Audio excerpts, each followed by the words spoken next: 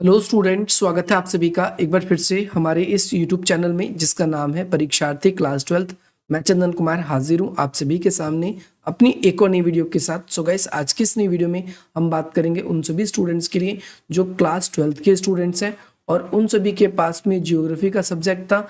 उनका exam board का हो चुका है, जैसा कि आप अपना क्वेश्चन पेपर देख पा रहे हो, और वो अपनी जियोग्राफी एग्जाम के क्वेश्चन पेपर के आंसर की को जांचना चाहते हैं। तो आज की नई वीडियो उन सभी स्टूडेंट्स के लिए इंपॉर्टेंट है। आज हम आप सभी के लिए उन सभी क्वेश्चन के आंसर्स को लेकर आए जो कि ज्योग्राफी में आपसे पूछे गए थे। तो फर्स्ट क्वेश्चन जो कि आपकी स्क्रीन पर आ चुका है और एक एक करके हम सारे क्वेश्चन को डिस्कस करेंगे। सबसे पहले आपसे पूछा गया है, नीरू मीरू जल संभर प्रबंधन कार्यक्रम निम्नलिखित किस राज्य से संबंधित है। तो इसमें ऑप्शन नंबर जो सी है वो आप सभी का बिल्कुल करेक्ट है। नेक्स्ट क्वेश्चन आप सभी की स्क्रीन पर आ चुका है जिसमें आपसे क्वेश्चन नंबर सेकंड में पूछा गया है, निम्नलिखित में से जल संरक्षण के लिए जागरूकता फैलाने वाला जनसंचार का माध्यम कौन सा सबसे अधिक है। तो यहाँ पर जनसंचार का सबसे अधिक तीव्र माध्यम कौन सा है, तो इसमें बात करेंगे टेलीविजन की यानी टीवी की और प्रिंट मीडिया के द्वारा। तो स्टूडेंट्स, नेक्स्ट क्वेश्चन जो है यहाँ पर आप सभी के लिए जो इंग्लिश मीडियम में यहाँ पर पेपर था, नेक्स्ट क्वेश्चन जो है आप सभी के लिए यहाँ पर पूछा गया है, क्वेश्चन नंबर थर्ड है। इसमें आपसे पूछा गया है, जल क्रांति अभियान निम्नलिखित की क्या मुख्य उद्देश्य है। जल क्रांति जो है वो किससे संबंधित आप ये भी कहोगे। इसमें ऑप्शन बड़े ही क्लोज थे, जैसे ऑप्शन पहला है प्रति व्यक्ति की जल उपलब्धता करने की सुनिश्चित करना, वर्षा जल संग्रह करना, और थर्ड ऑप्शन आपका बिल्कुल ठीक है, जल संसाधन का संरक्षण करना। देखो, यहाँ पर जो आपकी बुक है उसके अंदर ही बताया गया है कि सरकार ने जल क्रांति अभियान इसलिए शुरू किया है ताकि जल को संरक्षित किया जा सके, क्योंकि जल के जो भौम जल और धरातल जल दोनों तरीके का जल है उस पर संकट आ चुका है, क्योंकि उसकी जो गुणवत्ता है, एक तो जल की गुणवत्ता भी खराब हो रही है, इसीलिए जल को संरक्षण करने से संबंधित है ये, ताकि गाँव को जलों की उपलब्धता पहुंचाई जा सके। नेक्स्ट क्वेश्चन आप सभी से पूछा गया है कि इसमें एक तो अभिकथन है यानी ये कथन है और इसका कारण है। इस वाले क्वेश्चन में आपको बताना है कि जो ए है वो आर के लिए ठीक है कि नहीं। इसमें क्वेश्चन में पूछा गया है, मुक्त राष्ट्रीय व्यापार अविकसित देशों के लिए हानिकारक है, यानी मुक्त अंतर्राष्ट्रीय व्यापार जो है वो अविकसित देशों के लिए हानिकारक सिद्ध हो सकता है या नहीं हो सकता, तो आपको इसको बताना है। तो जो मुक्त व्यापार है इससे केवल अमीर देशों को फायदा होगा, विकसित देशों के लिए हानिकारक हो सकता है, तो बिल्कुल ठीक बात है। अगली बात है, अविकसित देश जो है यानी जो अविकसित देश है विकसित देशों के साथ प्रतिस्पर्धा में बराबर नहीं है, तो ये बिल्कुल बात सही है। तो हम कह सकते हैं दोनों ही सही है और जो आर है वो एक ही सही व्याख्या की गई है, तो बिल्कुल ठीक उत्तर है, इस बच्चे ने सही किया है। नेक्स्ट क्वेश्चन आपको बताना था, भारत में जूट की खेती के लिए सबसे अग्रणी राज्य कौन सा है। जैसे पश्चिम बंगाल जो है वो सबसे अधिक जूट का उत्पादन करता है, ये वैसे भी मैंने आप लोगों को एक नंबर में करवा रखा है। नेक्स्ट क्वेश्चन आप सभी के लिए क्वेश्चन नंबर 6 है। इसमें आपसे पूछा गया है, निम्नलिखित सूचनाओं को ध्यानपूर्वक पढ़िए और आपको सही उत्तर बताना है। खरीफ ऋतु में बोई जाती है और इसके बाद में मुख्य भारत में अर्धशुष्क भागों में बोई जाती है। सबसे पहले अर्धशुष्क भाग आपको पता होना चाहिए, और इसके बाद में गुजरात और महाराष्ट्र इसका अग्रणी उत्पादन है। तो यहाँ पर आपकी बात करेंगे कपास की, तो जूट जो है वो पश्चिम बंगाल में होता है, चाय की बात करें तो असम में होता है, गन्ने की बात करें तो उत्तर प्रदेश में होता है। जो अर्धशुष्क प्रदेश की बात की गई है, तो अर्धशुष्क प्रदेश जो आप सभी का यहाँ पर कपास ही मुख्य रूप से सही रहने वाला है। नेक्स्ट क्वेश्चन आपकी स्क्रीन पर आ चुका है, क्वेश्चन नंबर 7 है। इस वाले क्वेश्चन में आपसे पूछा गया है, निम्नलिखित में से भारत का कौन सा राज्य जो है मैग्नीज उत्पादन में सबसे अग्रणी है। तो एमपी जो है इसका सबसे राइट आंसर है। ये वाला क्वेश्चन जो है बच्चे ने गलत कर दिया है, निम्नलिखित में से कौन सा भारत का विशालतम कोयला क्षेत्र है। विशालतम कोयला क्षेत्र आपसे पूछा गया है। विशालतम जब आपसे पूछा जाए तो आप कहोगे विशालतम या बड़ा, तो वो जरिया है, और सबसे पुराना पूछता या ओल्डेस्ट पूछता तो वो आपका रानीगंज हो जाता। तो यहाँ पर हम जरिया की बात करेंगे। नेक्स्ट क्वेश्चन आपसे पूछा गया है कि भाई सही कौन सा है, आपको ये बताना था। तो सही इसका बी है, बी बिल्कुल सही है, जिसमें आपका सदिया जो दुबरी है उसको राष्ट्रीय नेशनल जो है हमारा जल मार्ग है, राष्ट्रीय जल मार्ग जो है सेकंड, ये इसको जोड़ता है। नेक्स्ट क्वेश्चन आप सभी के लिए पूछा गया, क्वेश्चन नंबर 10 है। इसमें आपसे पूछा गया मिलान करना है और सही विकल्प को बताना है। साउथ सेंट्रल जो है वो चेन्नई से संबंधित है, तो आपको ये याद रखना है। ये क्वेश्चन मैंने वैसे भी कराया था, अगर आप लोगों ने देखा था तो ये क्वेश्चन आप जरूर करके आ गए होंगे। और एक ही ऑप्शन से आप सब इसको क्या कर सकते थे। तो यहाँ पर साउथ सेंट्रल जो है वो साउथ सेंट्रल जो है वो, ये ऑप्शन यहाँ पर से सही है। इसका जो पहला ऑप्शन है ये इसका थर्ड है, पहला ऑप्शन जो है इसका थर्ड है, इसके हिसाब से आप कह सकते हो कि थर्ड होगा, फिर फोर्थ होगा, सिकंदराबाद होगा, फिर फोर्थ होगा, फिर आपका सर्दन हैगा, सर्दन के अंदर सेकंड पॉइंट है आपका चेन्नई, और ईस्टर्न रेलवे का आपका हाजीपुर, ये ईस्टर्न रेलवे में आपका हाजीपुर हो जाएगा। तो ये आपका सही क्रम होने वाला है इसका, ये आपको याद रखेंगे, वो गलती से मैंने हल्का सा उसमें आपको बता दिया था। नेक्स्ट क्वेश्चन है आप सभी के लिए, निम्नलिखित में से कौन सा जो है महानगर स्वर्णिम चतुर्भुज मार्ग से नहीं जुड़ा? चार कोने हैं, चार महानगरों को जोड़ते हैं, दिल्ली, मुंबई, चेन्नई, कोलकाता। तो इसमें हैदराबाद इसका उत्तर जो है आपका हो जाएगा, क्योंकि ये नहीं जोड़ने वाला आपसे पूछा गया था, तो नहीं जोड़ने वाला आप इसको कह दोगे। नेक्स्ट क्वेश्चन आपसे पूछा गया है, इसमें आपसे रीजन और असिस्टेंट दिए गए, जैसे पोताश्रय तथा जो है पतन अंतर्राष्ट्रीय व्यापार के प्रवेश द्वार होते हैं, तो बिल्कुल ठीक बात है। विश्व के पतन और पोताश्रय केवल भारी जहाजों के माल का परिवहन किया जाता है, तो हम कह सकते हैं विश्व में जो पतन होता है या पोताश्रय होता है उसमें केवल नहीं, ऐसा जरूरी नहीं है, उसमें हल्के का भी होता है, तो केवल की वजह से हम कह सकते हैं कि ये ऑप्शन आपका पूरी तरीके से सही व्याख्या नहीं करता। आर और ए जो है दोनों सही तो है, लेकिन आर जो है एक की सही व्याख्या नहीं करता, इस केवल की वजह से। अगर हम इस केवल को हटा दें तो फिर ये उत्तर सही हो सकता है।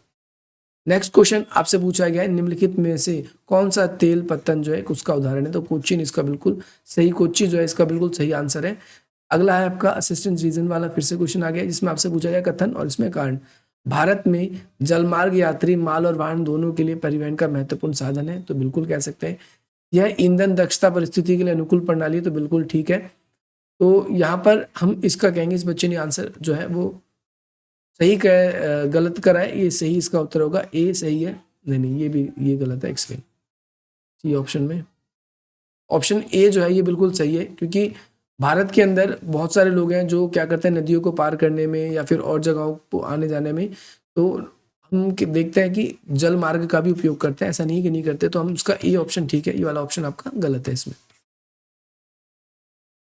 अगला क्वेश्चन की तरफ मूव कर रहे हैं, इसमें आप सभी को इसमें से पढ़ना था और इसका पढ़ के उत्तर देना था। ज्यादातर बच्चों ने इसका पढ़ के सही उत्तर दे दिया है, जैसे 15 का इसमें ए आंसर है। इसमें पूछा गया उच्च मानव विकास सूचकांक वाले देश जो है निम्नलिखित में से उसमें क्या प्राथमिक है? सबसे पहले प्राथमिक क्या है उच्च विकास सूचकांक में? कि देशों में व्यक्तियों को शिक्षा मिले और स्वास्थ्य की सेवा उनके लिए सुनिश्चित हो, बिल्कुल सही बात है।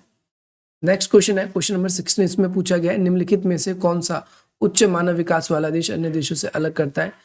तो उसका एक तो सामाजिक क्षेत्र में उच्च निवेश होना चाहिए, उसके सामाजिक क्षेत्र में उच्च निवेश होना चाहिए, ये आपको याद रखना है। और उसका सकल घरेलू उत्पादन जो है वो भी हो सकता है, सामाजिक वाला आपका पॉइंट सही रहेगा इसके अंदर। नेक्स्ट क्वेश्चन है, इसमें बताया उच्च मानव विकास सूचकांक के अंतर्गत कितने देश आते हैं? तो 53 देश आते हैं, तो बिल्कुल क्वेश्चन में ही दिया हुआ था। नेक्स्ट क्वेश्चन है, इसमें आपको अनुच्छेद देखकर बताना था, भरमौर जनजाति का क्वेश्चन था, तो ये अधिकतर बच्चों ने बता दिया। उसकी अवस्थिति बतानी थी हमको कि किस क्षेत्र में ये फैली हुई है, इसकी अवस्थिति जो है, तो आप यहां से भी उत्तर इसका लिख सकते हो। इसके अलावा आपका चंबा जो डिस्ट्रिक्ट है वो हिमाचल प्रदेश का, वहां पर भी फैला हुआ था, आप ये भी लिख सकते हो। जो हिमाचल है, हिमाचल प्रदेश के चंबा डिस्ट्रिक्ट में था, ये भी आप इसके अंदर इसके साथ साथ मेंशन करना था। यहाँ पर कठोर जलवायु की दशा क्यों है? तो ये क्वेश्चन मैंने वैसे भी कर रखा था, तो अधिकतर बच्चों ने इसमें से पढ़ के भी कर दिया है, क्योंकि चारों ओर से ये पर्वतों से घिरा हुआ है, एक तो ये कह सकते हैं, और यहाँ पर जल की जो है कम मात्रा है। पीर पंजाल तथा दक्षिण में धौलावीर पर्वत है, जिसकी वजह से यहाँ पर जो है जल का भी बहुत ही ज्यादा अभाव रहता है, इसके कारण हम कह सकते हैं। आर्थिक रूप से पिछड़ापन क्यों है? तो आर्थिक रूप से पिछड़ापन होने के कारण क्या है कि यहाँ पर शिक्षा का जो है ज्यादा प्रचार प्रसार नहीं हुआ है, साथ ही साथ संसाधनों का जो है वो यहाँ के लोग जो है ठीक ढंग से उपयोग नहीं कर पाते, वाला क्वेश्चन। इसके अलावा जो अगला आपका जलमार्ग का, आंतरिक जलमार्ग का पूछा गया है, तो ये आपसे पेपर में क्वेश्चन पूछा गया था कि इसके स्टेशन के नाम बताने थे आप सभी को। तो पहली बात तो ये जलमार्ग पहचानना था, उसका नाम लिखना था, तो ये राइन जलमार्ग था, राइन जलमार्ग था। और दूसरी बात, इसके पूर्व की ओर मिलने वाले और दो सहायक नदियों का नाम, सहायक नदी आप इसमें से देख के बता सकते थे। देखो सहायक नदी वो होती है जो इसको सपोर्ट करती है, जैसे एक रिवर ये हो गई है ना, एक ये रिवर होगी जो इसको सपोर्ट करती है, सहायक नदी को इसको बोलते हैं। आप इसमें इंग्लिश में भी देखकर आप इसमें से बता सकते थे, थोड़ा सा ब्लर था बस। और इसके अंतिम दो टर्मिनल का नाम बताना है, टर्मिनल मतलब लास्ट पॉइंट। तो इसमें आप रोटरडम से बेसेल्स तक लिख सकते थे, अंतिम दो जो है, एक तो आपका रोटरडम रोटरडम और आपका बेसिल, इसको आप लिख सकते थे कि रोटरडम से बेसिल तक जाता है। नेक्स्ट क्वेश्चन आप सभी के लिए है कि विश्व में परिवहन के साधन के रूप में आंतरिक जलमार्ग क्यों इंपॉर्टेंट है। तो इसमें देखो स्टार्टिंग में आपके 2 पॉइंट तो उसी में लिखे गए थे कि इसमें व्यक्ति वस्तु यानी व्यक्तियों को और वस्तुओं को परिवहन के रूप में एक जगह से दूसरी जगह लाया ले जाता है। दूसरी बात देखो ये वाला पॉइंट आप लिखना चाहो तो इसके अंदर आप ये वाला पॉइंट लिख सकते हो। इसमें 2 पॉइंट तो आपके लिए क्वेश्चन में ही आपके लिए आगे थे। देखो ये रहा, भारत बस इसमें से हटाना था जल मार्ग के लिए, ये इंपॉर्टेंट है। दूसरा ये पॉइंट आप पूरा का पूरा ये इसमें लिख सकते थे, भारत बस इसमें से आपको रिमूव करना था इस वाले क्वेश्चन में। तीसरा पॉइंट क्या देखते हो कि ये जल मार्ग जो है आगे चलकर समुद्रों को, जैसे भारत का जल मार्ग है वो आगे चलकर बे ऑफ बंगाल को सपोर्ट करने की कोशिश करता है। ये अंतर्राष्ट्रीय व्यापार का आधार भी बन जाता है। आप अगला पॉइंट इसके अंदर लिखना चाहो, 3 मार्क्स का तो था, आप इसको लिख सकते थे। इसके बाद में अगला क्वेश्चन आपसे पूछा गया था कि पर्यावरण का जो नवनिश्चयवाद है इसके पहलू को बताना है। तो ये क्वेश्चन हमने करवा रखा था, ये क्वेश्चन आप सबने कर लिया होगा। नेक्स्ट क्वेश्चन है समस्त भौगोलिक अध्ययन ने मानव और प्रकृति अवाज्य तत्व है। ये क्वेश्चन भी आपको बताया था कि मनुष्य और प्रकृति किस प्रकार एक दूसरे से जुड़े हुए हैं। ये वाला क्वेश्चन भी आप लोगों ने कर लिया होगा। नेक्स्ट क्वेश्चन है विश्व ग्रामीण क्षेत्रों में अधिक बाजार क्यों विकसित होते हैं। इस वाले क्वेश्चन में आपको ये बताना था। तो हमको ये बताना था इस वाले क्वेश्चन में कि ग्रामीण इलाके जो है वहां पर अधिक बाजार क्यों विकसित होते हैं। तो इसका आंसर है यहाँ पर कच्चा माल आसानी से उपलब्ध हो जाता है विश्व इलाकों में। दूसरी बात यहाँ पर जनसंख्या अधिक होती है, मजदूर भी आसानी से मिल जाते हैं। ये हम इसके अंदर और भी पॉइंट लिखना चाहें तो और भी लिख सकते हैं। स्मार्ट सिटी मिशन के बारे में मैंने आप लोगों को बताया था, अगर आप लोगों ने कर रखा है तो कर। इसके अलावा परिक्षिप्त बस्ती मैंने बताया था, उच्चित बस्ती, अर्धउच्चित बस्ती, परिक्षिप्त बस्ती और पल्लीकृत बस्ती। तो परिक्षिप्त बस्ती की भी विशेषता आप लोगों को बताई गई थी। इसके अलावा नेक्स्ट क्वेश्चन है भारत में अंतर्राष्ट्रीय व्यापार में वस्तुओं को संगठन करते समय में बदलाव आया। यानी पहले जो अंतर्राष्ट्रीय व्यापार जिन चीज़ों का होता था और वर्तमान समय में जिन सब चीज़ों का आज होता है तो उसमें काफ़ी बदलाव आया है। इस कथन को आपको जस्टिफाई करना था। अगला सबसे इजी क्वेश्चन है भारत जो है उसमें जनसंख्या वितरण को क्या क्या चीज़ें प्रभावित करती है। तो आपको पता है इसकी भौगोलिक तत्व अलग है, आर्थिक तत्व अलग है और सामाजिक तत्व अलग है, राजनीतिक तत्व अलग है। आप उन सभी को इसमें एक्सप्लेन कर सकते हो।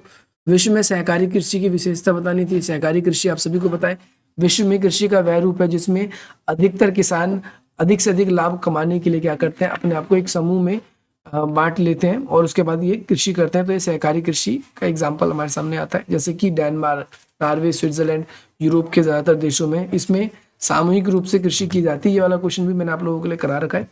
नेक्स्ट क्वेश्चन इसमें है डेयरी कृषि के बारे में। तो ये क्वेश्चन भी आप लोगों के लिए कराया गया है। आई होप आप लोग इसने कर दिया होगा, आप सभी ने, इस बच्चे ने तो कर ही दिया होगा।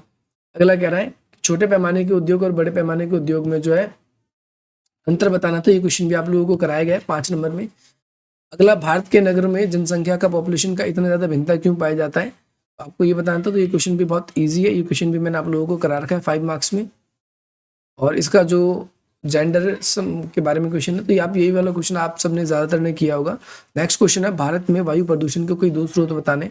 तो उद्योगों से निकलने वाला धुआं या परिवहन से निकलने वाला धुआं, आप ये लिख सकते हो, या ईंधनों का जलना, आप ये भी लिख सकते हो। इसके समाधान के लिए 2 उपाय बताने थे तो कोई 2 उपाय आप इसमें बता सकते हो।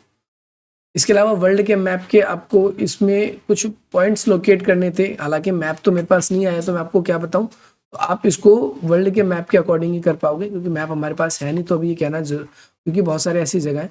इसके अलावा आपको बताने थे जो इंडिया वाले मैप से क्या क्या है, 5 जगहों को किसी लोकेट करना है। जैसे आप कर सकते हो कि कॉफ़ी उत्पादन का अग्रणी राज्य जो है उसमें आप कर्नाटक लिख सकते हो। उत्तर प्रदेश में जो है तेल परिशोध खाद, ये मथुरा है, आपका मथुरा इसका आंसर है। पश्चिम बंगाल में जो है आपका रानीगंज लिख सकते हो आप यहाँ पर, रानीगंज। इसके बाद में गोवा के आपका मरमेगांव, ये वाला आप लिख सकते हो। इसमें सर्वाधिक घनत्व वाला राज्य जो है उत्तर प्रदेश। सारे के सारे आपको मैप जो बताए गए थे उसी में से आए। गुजरात का एक जो प्रमुख वायु पतन है तो आप इसमें अहमदाबाद लिख सकते हो। और छत्तीसगढ़ में जो आपका लोह जो क्षेत्र था ये पूछा गया है। बाकी आप इसमें से 5 जो है कोई भी उसमें से कर सकते थे। छत्तीसगढ़ वाला का जो आपका आंसर है इसमें आप लिख सकते हो बेल डालिया, ये वाला आप लिख सकते हो, बेल